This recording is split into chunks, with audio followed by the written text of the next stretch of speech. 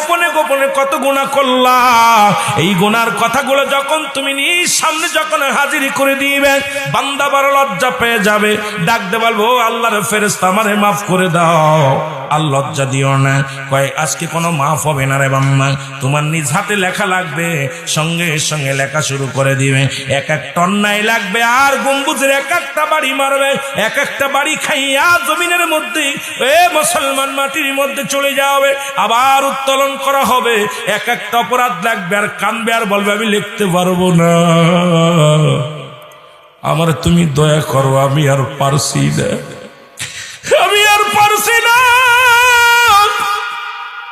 লিখবে কিরামান কাতিবিন, যা কিছু করেছো তোমার লেখা রাখছে রে বান্দা, আজকে তুমি না বলার সুযোগ নাই, লেখা শুরু করো। শিক্ষার মেরে কানবে আর বলবে মালিক রে